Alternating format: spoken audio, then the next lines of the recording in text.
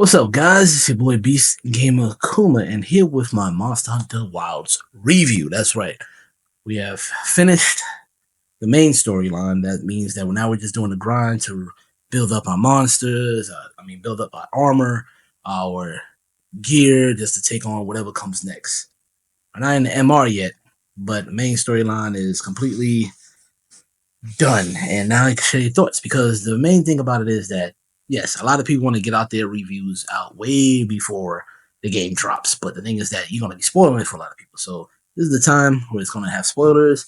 It's been a week already since it came out. I am HR 76, about to be 80 tonight, which I'll be streaming. But yeah, let's get our thoughts out there. Okay, so compare and contrast. We got, I want to say you could compare, this feels like a direct sequel from Monster Hunter World, only in the style, the visuals, but it adds more of a bigger plane to travel through because there's no loading. You could go through each biome with no problem. And of course, now we got to bring back the hot drinks and cold drinks situation. We got environmental problems. Uh, got to get cleanser and stuff like that. That was different from playing Rise and Sunbreak because it was a little bit dumbed down of a Monster Hunter experience when you have to drink no drinks and anything like that. And it was very easy to scavenge things. You don't have to repeatedly press the button. You just hold the button one time, it'll just take everything. The new monsters are pretty cool. Sometimes I forget that what monster came out before and what came back. But yeah, Jin Dahad, beautiful monster. Beautiful monster. The squids, the octopi squids and everything like that. La Barina, I don't remember if she's a new monster or not, but I know Nacella is not new. Kongalaga is back and it's disgusting. It's like once it's in HD and high graphics and everything like that, it's more gross to see Kongalaga do his thing because remember he just farted. She farted. It was like the all around monster. It had poison damage. It had farting, like you could have to use a cleanser to get off the effects off, so you can use your health potion stuff like that. But now it could throw poop. It digs right up in his butt with a tail and throw poop at you. It's crazy. But to get into the storyline real quick, it's like Monster Hunter is one of those where there is a story. Now, if you paid attention to it, that's a different question. Now we got Guardian monsters. We got Frenzy back because Gore Magala is doing its thing as always because, as you know, that's the Frenzy monster. But then we got the new style of Guardians where they can do this thing with the milk, cause explosions, and it was actually awesome that I got to see Ebony Odogaron make a return. Then we got Fulgor Anjanath and and freaking Guardian Arkveld, which was pretty cool. Like I said, everything in this game is pretty awesome between the community in the world. You can help out anybody if you want. You can go into a private lobby. And now they have the link ability where you have a friend, use the friend code to add people because it's got full crossplay across Xbox, PS5, and PC. Pretty dope, right? And now we got artisan weapons that are added as well. Where you have to do the grind is definitely there. You're gonna have to go around and attack certain monsters. Sometimes you're going to be fighting the same monster multiple times. Like, hunt them till extinction. Which is always hilarious and fun to do. But the RNG kind of mess with you. I remember I'm still trying to get a plate from Ebony Odogaron. I probably hunted this damn thing 20 times already and still haven't. But that's what happens. This is what causes that replay value, grind. But you can always move on to something else. You got to just find what works for you. And with all the plethora of weapons you have to utilize, sadly, there's nothing too new with any new weapons added, which I'm kind of sad about because I can't remember what Monster Hunter had on, but they had Tonfas, and I was hoping that maybe they'll add that addition. But, with expansions, maybe they will add some additional weapons. But right now, we have the new ability of the Force Attack, which actually gives a new plane of damaging these monsters. You'll see because I'm playing on the PS5. So once you hold down the L2 button, you can focus on different areas that the monster is damaged so badly, and then you do a big bang attack on that area, knocking them down. Sometimes just causing more damage with whatever weapon you're using. I'm using insect glaive and dual blaze and hammer, and I haven't seen the focus attack on the hammer yet. But with the freaking insect glaive, you do a pole dance and slice. You really dig your damn glaive into them and just slice them up. And of course, with the dual blaze, you become Aaron Yeager or Levi from Attack on Titan, where you become a Beyblade. It's pretty cool, pretty intuitive, and the best part that I ever seen in this game is the attack animations when both you hit the same wound at the same time. It could be either y'all both dual blade users and y'all do a dual twin attack, or somebody else is doing another attack. You're doing with another weapon, and it's actually pretty cool. Y'all can hit the wound at the same time. It's pretty intuitive. It's pretty open ended, pretty easy to get into a game with anybody you want to. Like I said, there are private and public lobbies. Somebody always going to need help, or you can just throw up an SOS flare and you can get help either from the AI companions or other players. And it is pretty cool how you don't have to wait for anybody like a player to come and join you. There's AI companions that will help you out, and they're actually pretty top notch and pretty good. They'll heal you.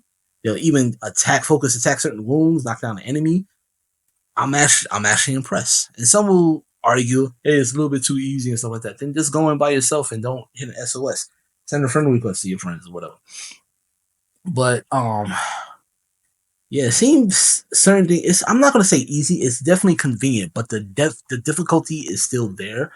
But again, if you are a seasoned monster hunter, of course it's gonna feel a certain way. But you can make it a challenge for yourself in a way at this point, which is happening a lot in many games these days.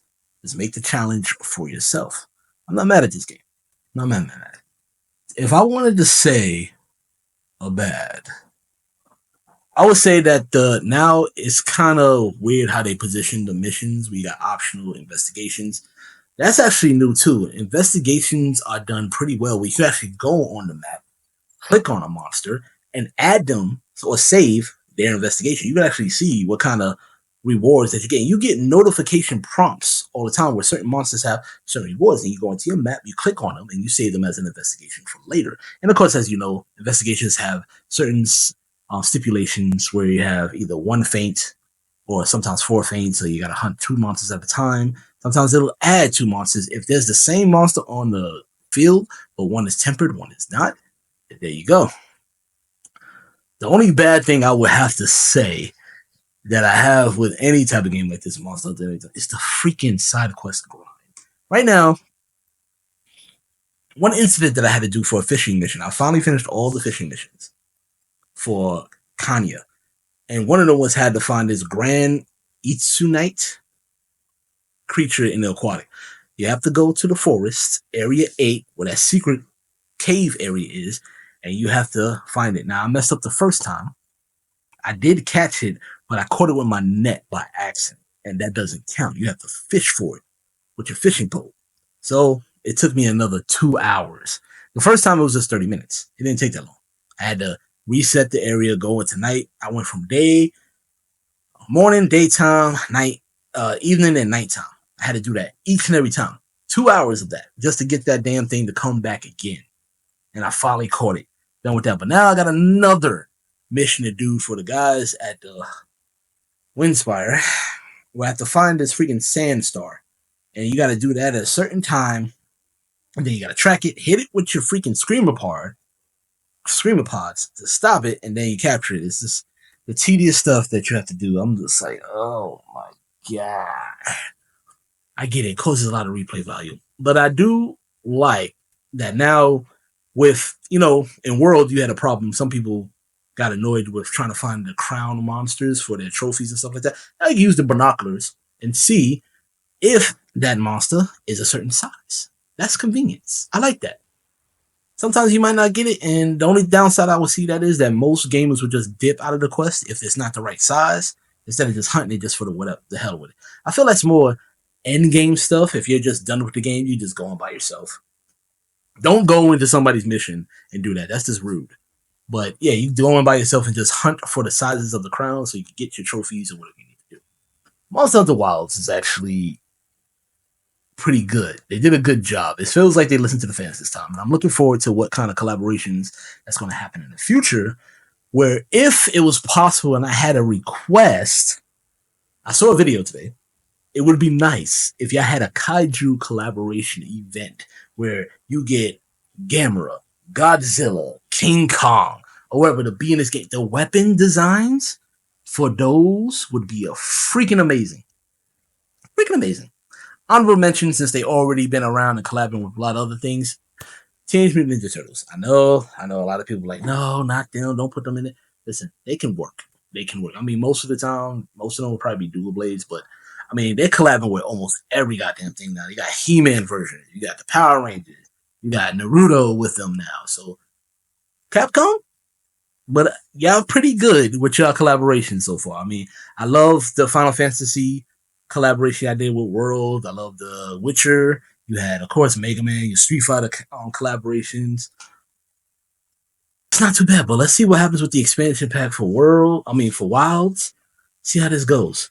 But my final thoughts on Monster Hutner Wilds, which I'm playing on the PS5, I give it 4.5 paws, beastly paws out of 5.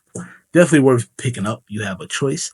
Sorry for the Nintendo people. Maybe for the Nintendo Switch 2, it might come out because this is a big game for crossplay. And it's freaking amazing. But, you still got your options. You got Rise and Sunbreak. Other people that want to just dabble into this. This would be a good game to dabble in. It has a nice 5-hour tutorial, and I'm not kidding about that, because the first low-rank missions are going to take you that long to get through because it's part of the story. And then you go kicked into high-ranking stuff, and then you go kicked into MR after a while. But like I said, I'm looking forward to getting there and seeing what's going on. But as of right now, this is definitely a must-have purchase for you. They already sold over 8 million copies. I need to check on how it's going after a week, but it's not a bad thing. And they did good marketing stuff like that. So many things, Monster Hutner, all around. But I'm looking forward to hearing your thoughts. Please comment below, hit that like and subscribe button, and let me know what you think about Monster Hutner Wilds. What are your main? What are your favorite weapon? What's your favorite monster? Let's discuss. And as always, beast out. Every day forever, no